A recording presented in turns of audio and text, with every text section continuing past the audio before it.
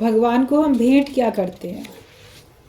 अक्सर बात चलती है कि मंदिर में जाएं, गए लोग तो कुछ फूल ले गए, कुछ फल ले गए, मिठाई ले गए, जल लेके गए, यही सब लेके जाते हैं ना, फूल पत्ते ये सब। तो ये सब बाहर की चीज़ें हम भगवान को अर्पण करते हैं। तो इसका सूक्ष्म अर्थ बड़ा अच्छा बताया जाता है सत्संग में कि जो फूल है वे पुष्प तरह तरह के होते हैं, रंग बिरंगे। किसी भगवान को आप कोई सा कलर का फूल चढ़ाते हो, किसी को कोई सा, अपने अंदर की मान्यताएं हैं। तो फूल जो प्रतीक है वो आपके मन का प्रतीक है। इतना मन मुरझा गया, मन खिल गया, तो मुरझाना और खिलना किसका स्वभाव होता है? फूल का ही तो स्वभाव होता है ना, पुष्प का स्वभाव होता है। ये कभी खिल जाता है, मुरझा जाता है। तो जब हम भगवान को बाहर से फूल अर्पण करते हैं तो ये समझें कि हम अपना मन अर्पण कर रहे हैं। और जो मन को अर्पण करता है तो उसे बाहर से फूल अर्पण करने की आवश्यकता नहीं है। अलग अलग प्रकार के, अलग अलग रंगों के, अलग अलग सुगंध के फूल होते हैं। मतलब मन भी सबके अलग अलग प्रकार के होते हैं। किसी का मन कौन से रंग में रंगा हुआ है, किसी का मन कौन से रंग में है, किसी के मन में कौन से विचार हैं, कौन से ख्याल हैं, कौन से ख्यालों की उसमें गंध बसी हुई है, किसी में कोई और से ख्यालों की गंध बसी है। तो मन अगर आपने अर्पण किया उतनी ही भक्ति भावना से, जितनी भक्ति भावना से आप पुष्प अर्पण करते हो, फूल अर्पण करते हो, तो वो आपका स्वीकार होता है। मन से करो भक्ति, कहते दिल से करे जो भक्ति भगवान को पसंद है। और भगवान अपने भक्त की मुट्ठी में रहते बंद है। तो हृदय से होनी चाहिए भक्ति, वरना तो करे दिखावा भक्ति का और उजली ओढ़े चादरिया।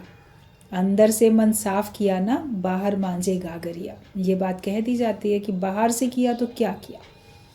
बाहर से करते करते कभी अंदर मन में आ जाता है, इसीलिए बाहर से आदत दिलवाई जाती है बच्चों को शुरू से। हर एक को करते करते आप अंदर से भी करने लग जाते हो। लेकिन भीतर से भक्ति भावना होनी अति आवश्यक है। दिखावा नहीं करो। तो हम बाहर से फूल तोड़ के लाएं करें, आप अपने मन को अर्पण करो। फिर मानसिक पूजा है।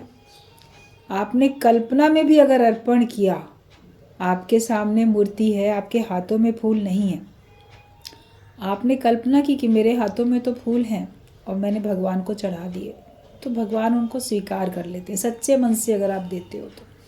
और दिल ही दे दिया, दिल का ही फूल दे दिया तो फिर सभी कुछ दे दिया। पत्ते भगवान को अर्पण करते हैं। कहीं पर बेलपत्र चढ़ाए जाते हैं शंकर भगवान को, कहीं किसी को तुलसी के पत्ते चढ़ाए जाते हैं, कहीं कुछ कहीं कुछ। भगवान के पूजा में भी तरह तरह के पत्तों का भी इस्तेमाल होता है। तो शरीर को पत्ता बोला गया है। संतों ने इस बात के लिए कहा है कि पत्ता टूटा डाल से ले गई पवन उड़ाए, अब के बिछड़े कब मिलेंगे दूर पड़ेंगे जाए। पता नहीं कब मिलेंगे, बिछड़ गए तो। और पत्ता टूटा डाल से मतलब कि शरीर रूपी पत्ता इस संसार रूपी डाल से टूट गया, पता नहीं कहाँ चला गया, कौन से जन्म में, कौन से स्थान में कहाँ गया, पता ही नहीं। इस जन्म में जो दूर हो गए, मृत्यु ने जिनको दूर कर दिया, बिछड़ गए, वो क्या पता कब मिलेंगे। और कब मिलेंगे तो कौन से रूप में मिलेंगे, हम उनको पहचान भी नहीं पाएंगे। मुलाकात होगी लेकिन हमारी पहचान तो नहीं हो पाएगी। इसीलिए कहा जाता है कि हर एक से मिलो तो बड़े प्यार से मिलो, क्या पता तुम्हारे कौन से जन्म का कौन सा संबंधी है, कोई तो होगा जिससे मुलाकात हुई है। तो हमें प्रेम तो हर एक के साथ रखना है। शरीर रूपी पत्ता भगवान को अर्पण कर दो। तन से हो हरि भक्ति का काम, मन तो अर्पण करना ही है, लेकिन तन से हरि भक्ति का काम होना चाहिए। तन से सांसारिक कामों में बहुत ज़्यादा अपने को उलझाओ नहीं। कोई सत्कर्मों में बहुत उलझा लेता है तो कोई बदकर्मों के जाल में जकड़ा रहता है।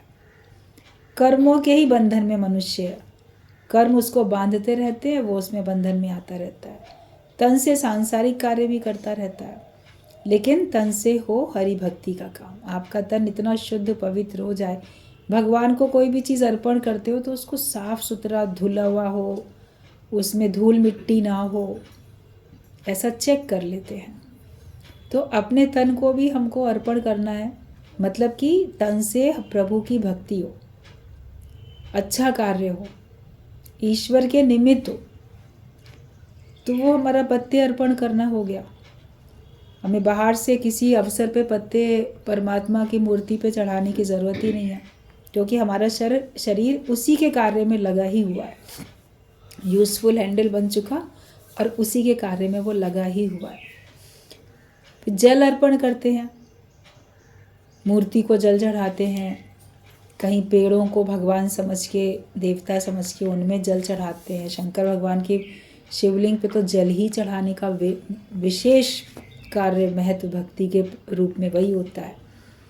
तो जो हम जल अर्पण करते हैं तो हमारे नेत्रों से भी तो श्रद्धा का, भक्ति का, प्रेम का जल कभी बह जाता है, कभी भगवान को याद करने में तो वो जो हमने अपनी आँखों से जो 2 बूंद भी जल बरसाया प्रभु की याद में, तो समझो वो जल अर्पण हो गया। आँखों में हो, आँखों में लाज शर्म जब होती, कहते इसकी आँख का तो पानी मर गया है, लोग ऐसा बोलते हैं, मतलब कि जो बहुत निर्लज्ज हो जाता है उस व्यक्ति को कहा जाता है। तो हमारी आँखों में पानी रहना चाहिए ना, मतलब थोड़ी मर्यादा, लाज रहनी चाहिए। और श्रद्धा, भक्ति, प्रेम, उसमें हम इतने विभोर हों कि जैसे हम भगवान के ही कार्य में लगे हुए हैं। तो आँखें हमारी अगर मान लो कभी प्रभु प्रेम में जल बरसाएं, तो वो जीवन में एक बार भी अगर आपने ऐसा किया तो वो सारी ज़िंदगी के लिए आपका जल चढ़ गया। विवेकानंद ने ये बात बोली है, उन्होंने कहा है कि अगर प्रभु के प्रेम में तुम्हारे से 2 बूंद भी आंसू तुम्हारे छलकते हैं तो उस आंसुओं के छलकने में तुम्हें इतना अंदर में नशा आएगा कि लगेगा जैसे मैं धरती पे नहीं हूँ, आसमान में हूँ। उतना उसमें आनंद है, भगवान के प्रेम में आंखें छलकने में आनंद है।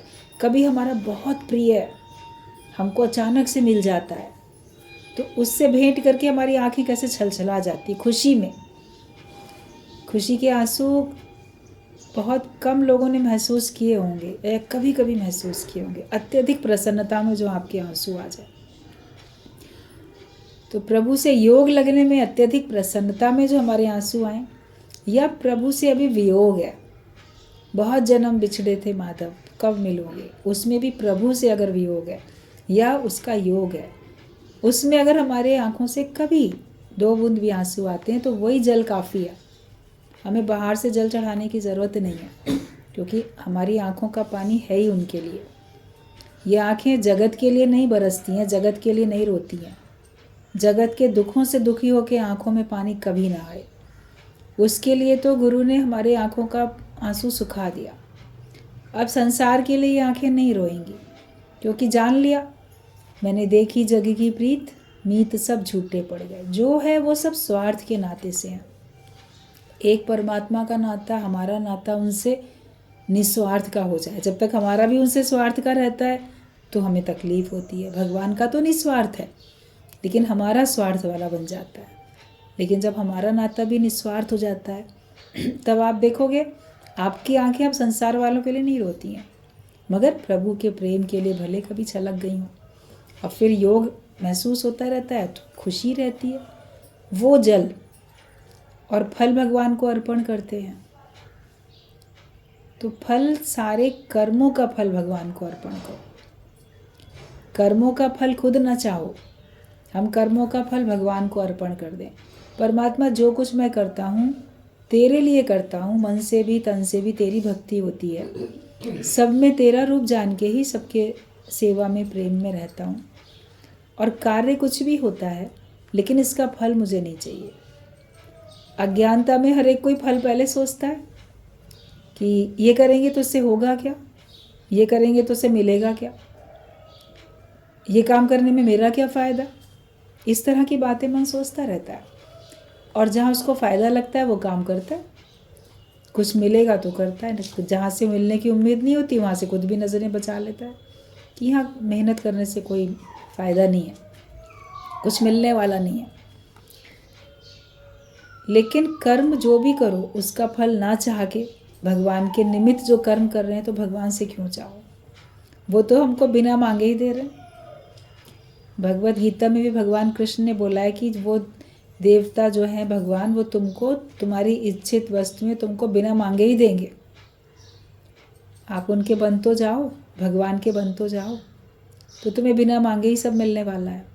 और आज दिन तक बहुत कुछ जो मिला बिना मांगे भी तो मिला। हर चीज़ मांगी थोड़ी, बिना मांगे भी तो मिलते जा रही है, आगे भी मिलती जाएगी। तो फल हम ना चाहें, बुरे कर्मों का फल तो कोई नहीं चाहता, अच्छे का सब चाहते हैं। लेकिन अगर अच्छे का चाहते हो तो बुरे का भी मिलेगा ही मिलेगा। किसी का भी नहीं चाहो, हर बात में अकर्ता हो जाओ। अच्छे कर्मों के लिए तो मैं करता हूँ। जो दृष्टांत एक पुराना चलता है, माली था, वो बड़े अच्छे से बगीचे की सब सुंदर कटिंग, साफ सफाई, पेड़ पौधे ये वो बड़ा अच्छा करके रखता था। कोई भी आए तो अरे ये माली बहुत अच्छा है, इसने कितना अच्छा ये सब कर रखा है बगीचा। एक बार उसके बगीचे में कोई गाय बीमार थी और वो गाय अंदर आ गई, गेट खुला रह गया। अंदर वो घूम रही थी, कहीं पत्ते खा रही है, कहीं कुछ कर रही है। अब जैसे ही उसने देखा तो एकदम डंडा लेके दौड़ा दूर से भगाने के लिए उसको, और इतनी कस कस के मारा उस गाय को भगाने के लिए। वो बीमार तो पहले ही थी, इस एंगल से उसको चोटें लगी कि वो वहीं गिर गई और मर गई। अब जब गाय मर गई तो उसको लगा पछतावा, क्योंकि अपने हिंदू धर्म में किसी भी जीव की हत्या करने में पाप तो महसूस होता ही है, लगता ही है। और गाय को मारना तो गौ हत्या बुरी मानी जाती है, महापाप लगेगा। तो वो सोचने लगा कि मेरे हाथों से गाय की हत्या हो गई, तो क्या करें। चतुर चालाकी आई दिमाग में, कहता है कि मैंने थोड़ी की, हाथों का देवता तो इंद्र है, इंद्र ने मारी है गाय, हाथों ने मारी, मैंने थोड़ी मारी। तो हाथों का देवता इंद्र है, तो इंद्र ने मारी गाय। अब जो इंद्र था उसको कहा कि तुम्हारे ऊपर गौ हत्या का दोष लग रहा है, एक आदमी लगा रहा है दोष कि तुमने गाय मारी है, तुम हाथों के देवता हो, तो तुम देवता थे जब हाथों के, तो तुमने गाय क्यों मारी। तो इंद्र कहता है ये क्या बात हुई, भाई शक्ति तो मैंने दी है, मगर उस शक्ति का कैसा भी उपयोग करे। अब वो बोला ठीक है, मैं भी जाके तहकीकात करता हूँ, क्यों मेरे ऊपर ऐसा इल्ज़ाम लगाया जा रहा है। वेश बना के चला गया उस बगीचे में, माली को देखा, बड़ी प्रशंसा की, अरे तुम यहाँ के माली हो, ये फूल किसने लगाया, ये पौधा किसने लगाया, ये कटिंग किसने की। वो सब कहता है मैंने किया, ये मैंने किया, ये मैंने किया, ये सब कह रहा है। तो जानबूझ के इंद्र उसी तरफ चला गया जहाँ वो गाय मरी पड़ी थी।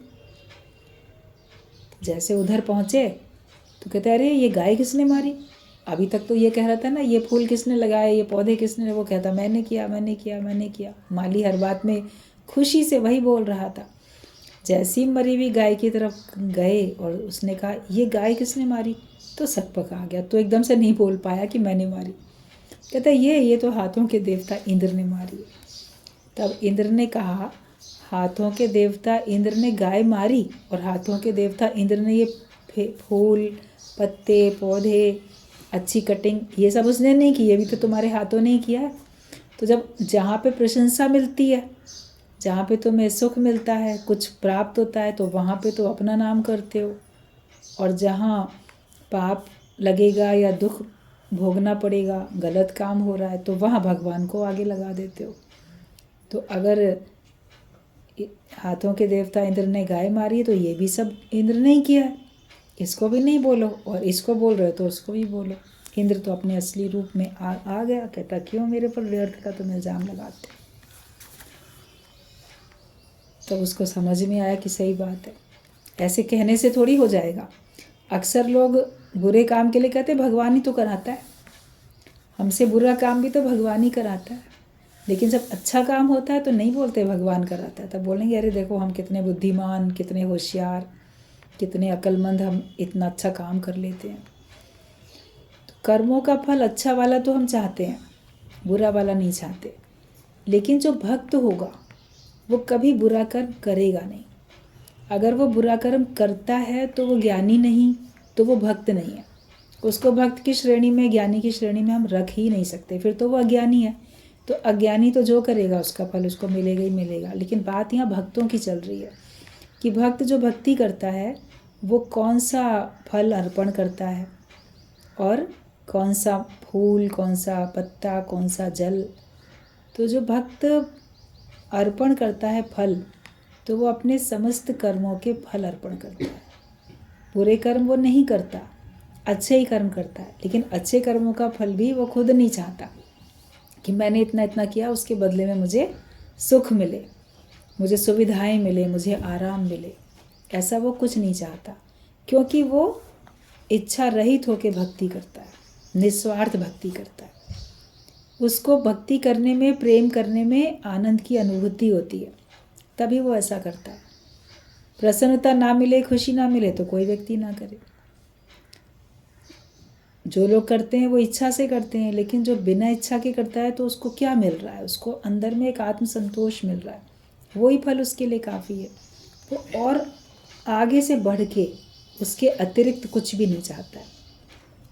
तो हम क्यों चाहें? तो भगवान को अगर करना है तो और कोई फल चढ़ाए, लेकिन अगर आपने अपने समस्त कर्मों के फल चढ़ा दिए तो वो आपकी भक्ति हो जाती है। ब्रह्मज्ञानी आपको कभी कभी मंदिर में जाते हुए दिखेंगे, कभी नहीं भी दिखते हैं। ज़्यादातर वो ज्ञान के कार्य में रहते हैं ब्रह्मज्ञानी, तो वो बाहर से आपको मंदिर जाते, प्रसाद, फल फूल, कुछ पत्ते चढ़ाते नहीं दिखते। किसी अवसर पे कहीं तीर्थों में जाते नहीं दिखते, किसी अवसर पे कहीं गंगा स्नान करते भी मान लो नहीं दिखते। अवसर मिलता है तो कभी चले भी गए, जाते भी हैं, नहीं भी जाते हैं। लेकिन अगर नहीं करते हुए दिखते हैं उस प्रकार की भक्ति, तो आप बोलोगे ये पता नहीं कौन से भक्त हैं, कहलाते ज्ञानी हैं, नास्तिक हैं। मगर वो अपना सर्वस्व अर्पण कर चुके, तन मन, अपना जीवन, अपने सारी भावनाएं, हृदय की, कर्मों के फल, वो सब अर्पण कर चुके। फिर उनको अलग से करने की ज़रूरत ही नहीं होती। कई बार जैसे आजकल देखो, सब जो जहाँ भी अर्निंग करता है उसको अपना रिकॉर्ड रखना पड़ता है, उसको डिक्लेयर करना पड़ता है, मेरी सैलरी इतनी है या मेरा बिजनेस में इतनी इनकम है, तो उसको इनकम टैक्स देना ही पड़ता है। तो जो इनकम टैक्स देते हैं तो वो टैक्स चला गया सरकार के पास, और सरकारी योजनाओं में सबके भले के लिए वो धन खर्च हो रहा है। तो इनडायरेक्टली उनके द्वारा दिया ही जा रहा है ना सबके लिए। वो अलग से दान करें या ना करें, उनके द्वारा जितना उन्होंने कमाया उतना % उन्होंने सरकार को दे दिया। सरकार ने विभिन्न योजनाओं में तरह तरह पे जहाँ ज़रूरत पड़ी वहाँ खर्च किया। कभी भूकंप पीड़ितों की सहायता होती है, कभी कहीं होता है ना, सरकार ने इतने लाख रुपए इनको दिए, कहीं एक्सीडेंट किसी का हो गया तो दे दिए, वो कर दिए। ज़रूरतमंदों की मदद होती है गवर्नमेंट की ओर से भी, और बाकी भी गरीब लोगों के लिए भी तमाम योजनाएं होती हैं। तो जो लोग इनकम टैक्स देते हैं तो वो टैक्स के रूप में वो एक व्यक्ति को, गवर्नमेंट को मान लो दे दिया, तो वहाँ से उन्हीं का धन तो होता है सारा जो जाता है सब तरफ। उनको अलग से कुछ करने की, अगर नहीं भी करते हैं तो उनके द्वारा हो ही रहा है, फिर भी उनका मन होता है तो अलग से भी करते रहते हैं। ब्रह्मज्ञानी के द्वारा तो सारा जीवन ही समर्पित है भगवान को, इसलिए वो अलग से कुछ ना भी करे तो कोई आवश्यकता नहीं है, और अगर कर भी देता है तो भी ठीक बात है। ज्ञानी करे या ना करे वो है स्वार्थ के बिना, वो सांसारिक कार्य करे या ना करे वो निस्वार्थ है, उसको बदले में कुछ चाहिए नहीं। लेकिन फिर भी उसका जीवन निष्कामी है, परोपकार के लिए है। वो आते ही उपकार करने के लिए हैं दुनिया में। अपने को ऐसा बनाओ, ऐसा तैयार करो कि आप भगवान के कार्य के लिए भगवान आपको चुन ले, तब फिर आपसे भी ऐसे ही अच्छा कार्य होना शुरू हो जाएगा। तो किसी भी कर्म का फल हम ना चाहें, फिर आप देखो आपका जीवन बड़ा आनंदित हो जाता है, उसमें आपको बड़ा आराम मिलता है। चाहने में हम भारी बन जाते हैं, चाह छोड़ देते हैं तो चाह गई चिंता मिटी, अगर चाह चली गई तो चिंता भी गई, वो भी मिट जाती है, और मन हुआ बेपरवाह। और जिस जीव को चाह नहीं सो शाहों का शाह। राजाओं का भी राजा मन बन जाता है, आपको महसूस होता है जब आपके अंदर में कोई चाह नहीं होती है। बाकी तो सारा कर्म दिखावा है। क्या जिसको ज़रूरत हो उसी को खिला दो। बाकी तो यहाँ कोई भूखा नहीं है। आपके सामने जहाँ दिखे आवश्यकता वहाँ पे आप खर्च कर दो, जिसको ज़रूरत हो उसको खिला दो। बाकी जहाँ ज़रूरत नहीं होती है वहाँ भी बहुत करते हैं, कभी दिखावे के लिए, कभी प्रेम के लिए, कभी लोकारीत के लिए, कभी सत्कर्म के लिए, सब होता रहता है। लेकिन जहाँ जिसको जैसी ज़रूरत है वैसा आपसे हो जाए तो आपके लिए सब ठीक है। फिर बाकी तो किसी को भी दुनिया में कहीं कोई ज़रूरत नहीं है।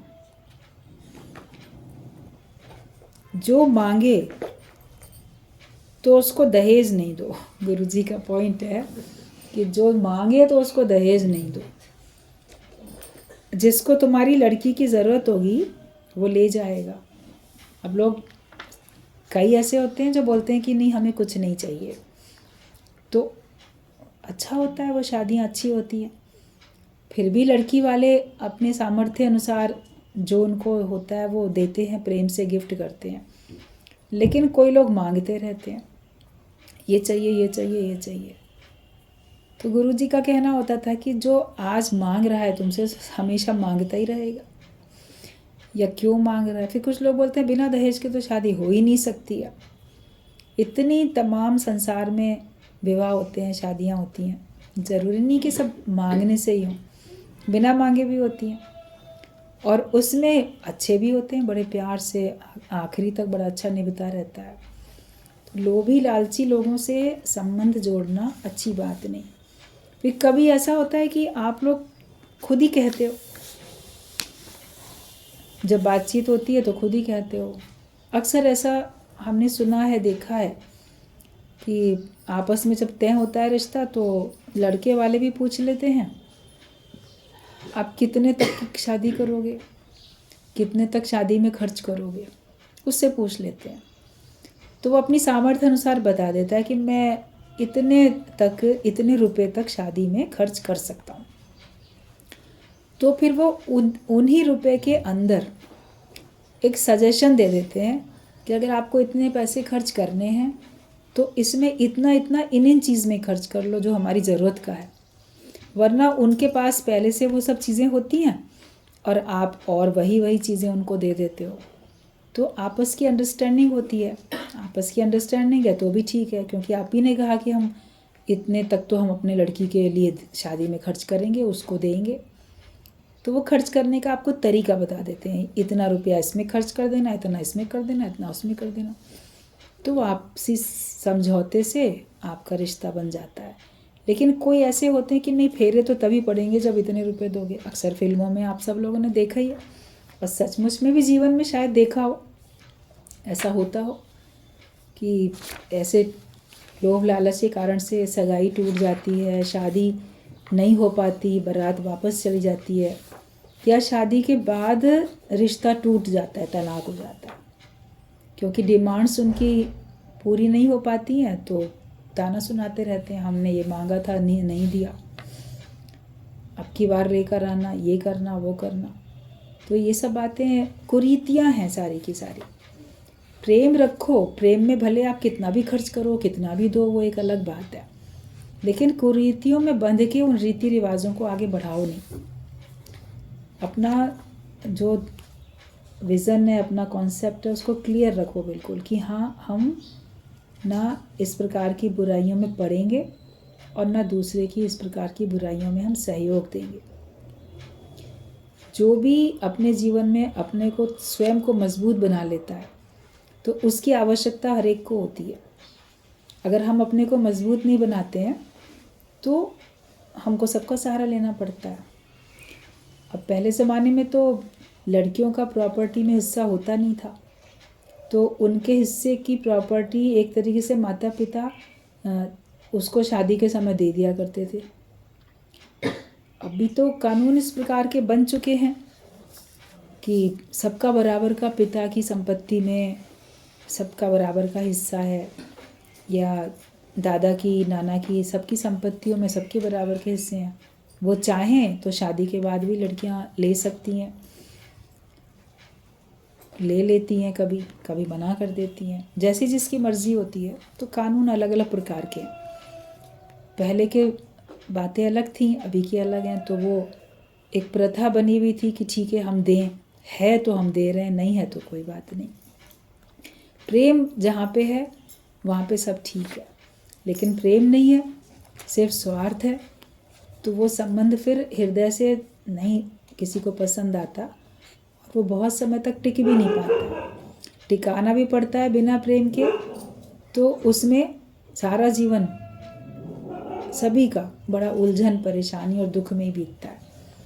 कष्ट और क्लेश में किसी का जीवन ना बीते, उसके लिए ब्रह्म ज्ञान है, और बाकी भी पढ़ाई लिखाई है, वो आपकी मजबूती होती है। आपके पास कोई कला है, कोई हुनर है, वो आपकी मजबूती है। अच्छे विचार हैं, सद्गुण हैं, सब हमारी मजबूती के लिए होते हैं। सत्संग से हमको चारों तरफ की तो मजबूती मिलती रहती है। तो किसी को भी ऐसे नहीं कि जो मांगे तो उसको नहीं कि ये मांगता है इसकी डिमांड पूरी कर देंगे, अच्छा ठीक है। थोड़ा अपने आप को भी हमें उससे ऊंचा उठाना है। जब तुम स्वयं छोड़ोगे तो आनंद ले सकोगे। जब हम सब ये कुरीतियाँ छोड़ेंगे तभी तो हम आनंद ले सकेंगे। और जब अपने आप को भी इस संसार से अलग करके इसको भी छोड़ेंगे तो हम परमात्मा का अलौकिक आनंद ले सकेंगे। लौकिक को छोड़ेंगे तो हम अलौकिक आनंद ले सकते हैं। हर तरफ है ही परमात्मा, सब तरफ भगवान ही है। तो हम ये मान के चलते हैं जब सब तरफ भगवान है तो हम खुश रहते हैं। भगवान नहीं समझेंगे तो फिर कभी दुख कभी सुख। कोई भी कर्म छुपता नहीं है। कोई भी कर्म अगर आप करते हो तो वो छुपता नहीं है, तो प्रकट हो जाता है। तो कुछ भी कर रहे हो भगवान के साथ ही कर रहे हो। जो भी करते हो समझो मैं भगवान के साथ ही करता हूँ। किसी को सुख देता हूँ तो भगवान को दे रहा हूँ, अगर वो खुश हो रहा है तो भगवान खुश हो रहे हैं। किसी को हम दुख दे रहे हैं तो समझो कि हम भगवान को दुख दे रहे हैं। हमारे कर्मों से कोई दुखी हो रहा है तो भगवान ही तुमसे दुखी हो रहे हैं। और ईश्वर अगर तुमसे दुखी है, भगवान तुमसे नाराज़ है, तो उसका क्या होगा आगे अंजाम, वो भी समझ के देखो। तो नहीं चाहिए सताना किसी को भी, ना किसी का दिल दुखाना चाहिए और ना किसी को सताना चाहिए, क्योंकि हर रूप में भगवान है। ये बात पक्की हो जाए फिर आपके कर्म दिव्य हो जाएंगे, आपके कर्म फिर बहुत सुंदर बन जाएंगे। जो भी हो रहा है हर बात में भलाई है। जो कुछ हो रहा है ये समझ जाओ कि हर बात में भलाई होती जा रही है। भलाई देखोगे तो आपके लिए सब अच्छा है। अपने सुधारक स्वयं बनो। अपना जीवन बनाओ तो दूसरों का जीवन भी बन जाएगा। कभी सोचते हैं कि दूसरों का बना लें, लेकिन जब हम अपना ही जीवन बनाएंगे तब सबका जीवन बनेगा। सुधारक बनना है तो हमको अपना ही बनना है। राजी रहने वाला ही राजा है। जो हर बात में राजी रहता है तो वो राजा होता है, और जो नाराज़ है हर बात में तो वो किस बात का राजा है। जो दुखी है तो राजा थोड़ी है। राजा तो देखो कितना शान से चलता है। कभी आप भीड़ में, मार्केट में हो, कहीं हो, आप ऐसे ही आने जाने वालों को ऑब्ज़र्व करो। किसी दुकान में हो तो दुकान में आने जाने वालों को कभी ऑब्ज़र्व करो, तो उनके उठने बैठने के, बोलने के, आने जाने के चाल ढाल से आपको बहुत कुछ उस व्यक्ति के बारे में पता चल जाता है। ये इस प्रकार का है, ये इस प्रकार का है, इस प्रकार का है। और वो काफ़ी हद तक वो अंदाज़ा आपका ठीक बैठता है। तो जो अंदर से तृप्त है और हर बात में राज़ी है तो वो भी आपको पता चलेगा। अभी सत्संग में आने वाले अगर अंदर से अपने आप को तृप्त महसूस करते हैं, हर बात में राज़ी रहते हैं, तो उनके बिना बोले भी लोग उनको देख के समझते हैं कि ये बड़े खुश रह रहे हैं, ये बड़े अपने आप में दृढ़ हैं, मजबूत हैं। उनको उसकी उस शक्ति का आभास होने लगता है। और जो अंदर से ही अपने को दीनहीन समझता है तो उसका भी बिहेवियर उसी प्रकार का होता है। तो लोग उसको भी देख के अगर ऑब्जर्व करेंगे तो जानेंगे ही अंदर से कैसा है। अपने अंदर निरिच्छापने की शक्ति लाओ, फिर उस शक्ति से आप भगवान की भक्ति करो और उस भक्ति से आपको मुक्ति मिलती है। 3 लोक का राज्य भी मुझे नहीं चाहिए, ये निष्काम है कि मुझे किसी की भी संपत्ति में निगाह नहीं रखनी, ना किसी व्यक्ति की संपत्ति में, और जो भगवान की पूरी संपदा जो है चारों तरफ माया बिखरी हुई है, मुझे उसमें भी आंख नहीं रखनी है। मुझे तो केवल भगवान से ही काम है।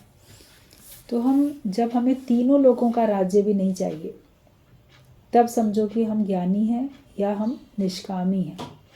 जिसको तीनों लोगों का राज्य भी संपत्ति भी बिल्कुल निरर्थक लगती है, व्यर्थ, जैसे किसी काम की नहीं है, तब वो इस मार्ग में आगे बढ़ सकता है। लेकिन अगर कोई सोचे कि ये तो बड़ी उपयोगी है, ये बड़ी काम की चीज़ है, माया बड़ी उपयोगी है, मन में अगर ये सोच लिया तो आप ऊंचाई पे नहीं उठ सकते। जो टोटल सोच लेता है कि ये कुछ नहीं है, किसी काम की नहीं है, तब वो भगवान को अपना सकता है। वरना थोड़ा सा साइड में रखेंगे कि नहीं भगवान तो काम के हैं मगर ये भी काम किए। एक चुनो, एक तरफ जग एक तरफ हरि।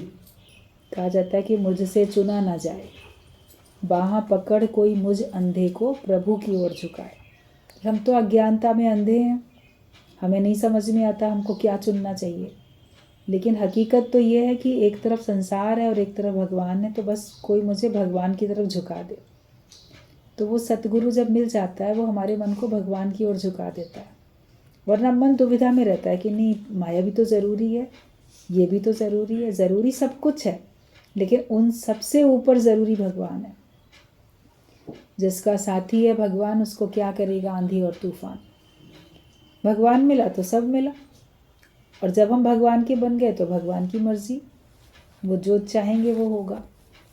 वैसे भी वो जो चाह रहे हैं वही हो रहा है, लेकिन हमारे लिए सोचने वाला, मेरी चिंता हरि करे मुझे ना चिंता कोई, हमारे लिए सोचने वाला हमको कोई मिल चुका है। फिर हम तो निश्चिंत होकर उसकी भक्ति करेंगे। जहाँ रखेगा रह जाएंगे, जो देगा वो खा लेंगे, कार्य हम उसी का ही करते चले जाएंगे। तो ज्ञानी कर्म करता है पर स्वार्थ के बिना। तुम वापसी की इच्छा क्यों करते हो? ज्ञानी बनो, ज्ञान सुनते हो तो ज्ञानी ही तो हुए। तो फिर जब ज्ञानी स्वार्थ के बिना काम करता है तो हम बदले में कुछ पाने की इच्छा क्यों करते हैं, कि वापसी की इच्छा क्यों करते हो? और तुमको चाहिए क्या? हकीकत में हर एक को मन की शांति चाहिए, हकीकत में हर एक को वास्तविक आनंद चाहिए। हृदय में सुख शांति चाहता है मन, मगर उनकी तलाश पदार्थों में करता है, व्यक्तियों में करता है, अनुकूल परिस्थितियों में करता है। लेकिन वो वहाँ सब नहीं है, वो हमारे विचार में है। सारा संसार ही एक विचार में है। एक विचार आप लय कर दो तो जगत की प्रलय हो जाए। बाकी आपका विचार है तो आपके लिए सारा संसार बना हुआ है। ज्ञानी के लिए जगत बना ही नहीं है। तो क्या ये जगत क्या वैनिश हो गया, पूरा गुम हो गया, दिख नहीं था, दिखता नहीं, दिख नहीं रहा है क्या? है अपनी जगह पे, लेकिन ज्ञानी बोलेगा कि जगत बना ही नहीं है, क्योंकि उसने अपने विचार को हटा दिया। उसके लिए है ही जगदीश, उसके लिए है ही भगवान। जो कर्म करने में खुशी मिली वही उसका फल है, उससे अधिक और क्या चाहते हो? अगर किसी कर्म को करने में तुम्हें खुशी मिलती है तो वो खुशी ही उसका फल है ना। कोई काम आप बड़े शौक से करते हो, बड़ी खुशी से करते हो, तो वही उसका फल है। उसके बाद और क्या चाहें? फिर जो दोबारा चाहने लगते हो वो तकलीफ देता है। किया तो अपने शौक से कोई काम, आयोजन किया, कोई बुलाया सबको, लेकिन उसके बाद कुछ चाहा। मान लो आपने घर बनाया, बहुत सुंदर घर बनवाया, आपने अपने हिसाब से अच्छा बनवाया।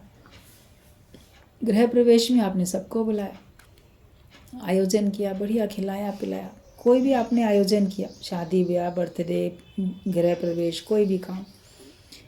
तो क्यों किया इतना आयोजन? क्योंकि उसको करने से आपको खुशी मिल रही थी।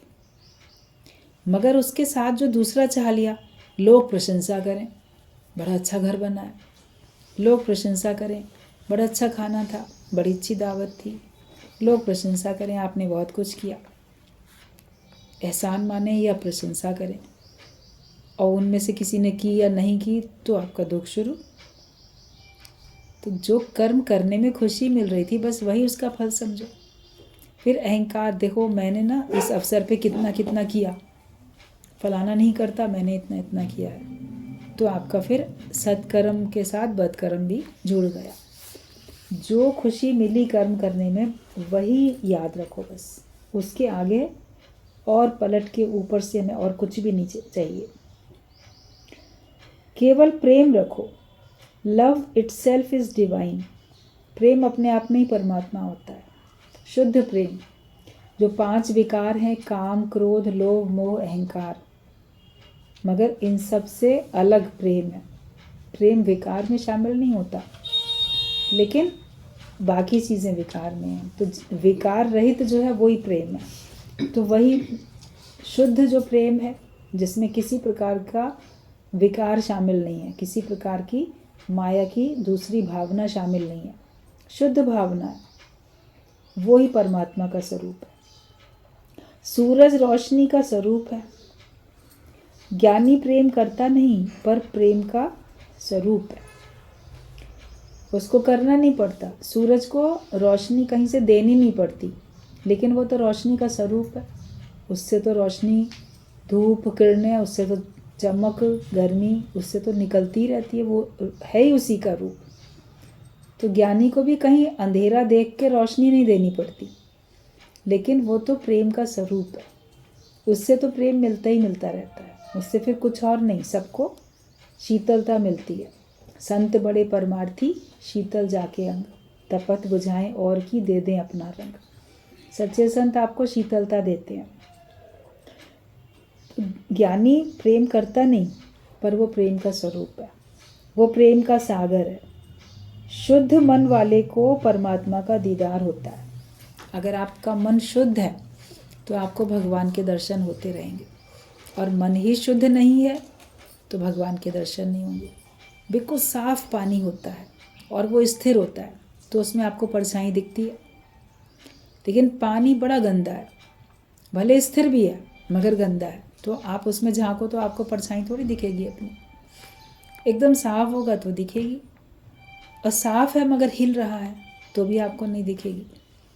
कभी अगर आप किसी ऐसी जगह पे जाओ, जैसे मान लो नैनीताल में गए, तो वहाँ जब एक बार पहली बार हम लोग गए नैनीताल गुरुजी के साथ, तो जहाँ जिस होटल वगैरह में जहाँ ठहरे, तो सवेरे सवेरे उठ के जैसे बाहर अपने रूम से बाहर झांका, देखा खिड़की से, तो सामने ही वो ताल है, पूरा नैनीताल की झील है। उस समय बिल्कुल स्थिर पानी, शांत। तो उस पूरे पानी में चारों तरफ का जो नैनीताल का नज़ारा था उस पानी में दिख रहा था। जैसे बिल्डिंग ऊपर है तो लग रहा था पानी के अंदर भी है, एकदम क्लियर। वैसे ही पेड़ पौधे सब जो भी हैं, क्योंकि पानी इतना साफ था और बिल्कुल स्थिर था। बड़ा सुंदर लगा वो नज़ारा देख के। और बाद में जब लोगों की हलचल शुरू हो गई, नाव चलने लगी, ये वो, पानी तो फिर भी साफ़ है, लेकिन उस समय थोड़ी नज़ारा दिख रहा है। तो ये बात समझ में आई कि साफ़ भी होना ज़रूरी है और मन का स्थिर होना भी ज़रूरी है, तभी भगवान का दर्शन होता है। वरना तो भगवान है सब तरफ, मगर हमको दिखता नहीं है, हमको उसका नज़ारा नहीं दिखता है। तो हम शांत रखें अपने आप को और शुद्ध भी रखें, तो फिर हमें भगवान का दीदार होता है। शांति अशांति सब तुम्हारे भीतर है, तुम जो चाहो वो ले लो।